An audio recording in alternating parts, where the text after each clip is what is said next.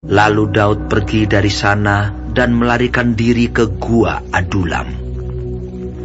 Ketika saudara-saudaranya dan seluruh keluarganya mendengar hal itu, pergilah mereka ke sana mendapatkan dia.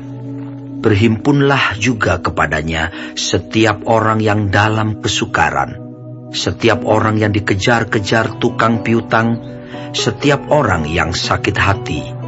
Maka ia menjadi pemimpin mereka. Bersama-sama dengan dia ada kira-kira 400 orang.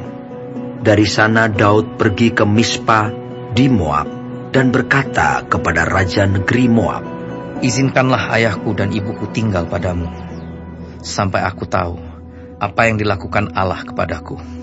Lalu diantarkannyalah mereka kepada raja negeri Moab, dan mereka tinggal bersama dia selama Daud ada di kubu gunung.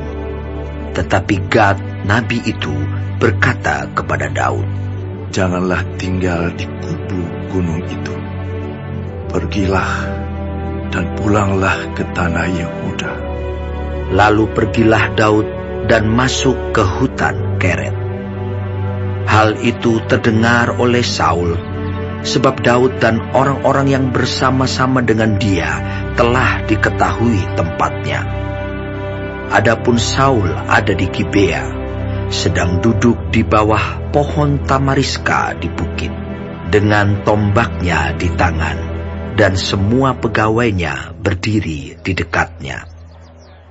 Lalu berkatalah Saul kepada para pegawainya yang berdiri di dekatnya, "Cobalah dengar, ya orang-orang Benyamin. Apakah anak Isai itu juga akan memberikan kepada kamu sekalian ladang dan kebun anggur? Apakah ia akan mengangkat kamu sekalian menjadi kepala atas pasukan 1000 dan atas pasukan 100?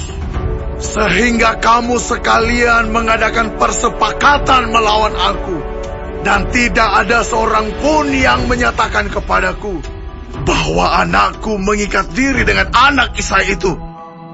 Tidak ada seorang pun dari kamu yang cemas karena aku, atau yang menyatakan kepadaku bahwa anakku telah menghasut pegawaiku melawan aku menjadi penghadang seperti sekarang ini."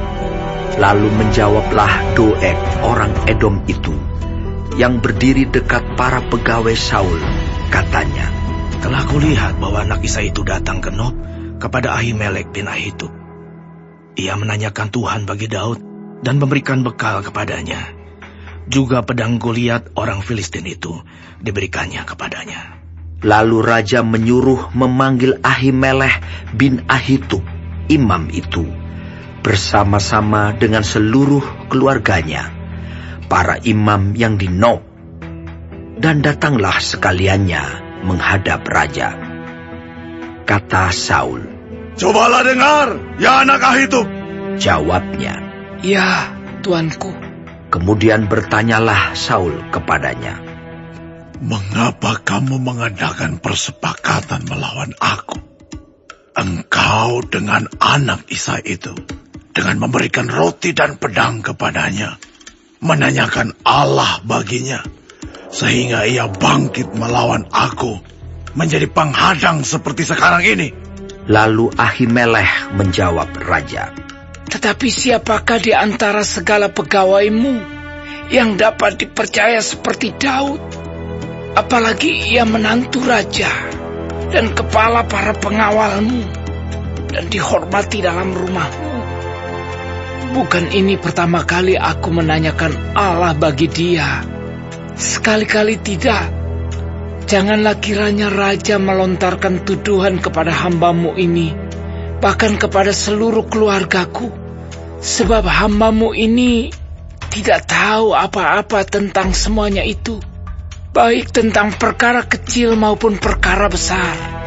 Tetapi raja berkata, "Engkau mesti dibunuh, Ahimelek. Engkau dan seluruh keluargamu." Lalu raja memerintahkan kepada bentara yang berdiri di dekatnya, "Majulah dan bunuhlah para imam Tuhan itu, sebab mereka membantu Daud. Sebab walaupun mereka tahu bahwa ia melarikan diri, mereka tidak memberitahukan hal itu kepadaku. Tetapi para pegawai raja tidak mau mengangkat tangannya untuk memarang imam-imam Tuhan itu. Lalu berkatalah raja kepada Doeg, Majulah engkau, dan paranglah para imam itu. Maka majulah Doeg, orang Edom itu, lalu memarang para imam itu. Ia membunuh pada hari itu 85 orang yang memakai baju efod dari kain lenan.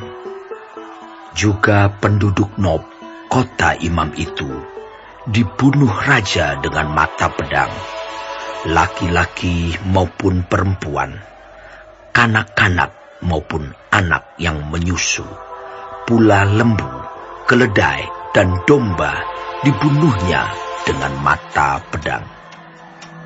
Tetapi seorang anak Ahimelech bin Ahitub, namanya Abiatar, luput. Ia melarikan diri menjadi pengikut Daud. Ketika Abiatar memberitahukan kepada Daud bahwa Saul telah membunuh para imam Tuhan, berkatalah Daud kepada Abiatar, Memang, pada hari itu juga ketika Doeg, orang Edom itu ada di sana, aku telah tahu bahwa pasti ia akan memberitahukannya kepada Saul. Akulah sebab utama daripada kematian seluruh keluargamu. Enggaklah padaku, janganlah takut. Sebab siapa yang ingin mencabut nyawamu, ia juga ingin mencabut nyawaku. Di dekatku engkau aman,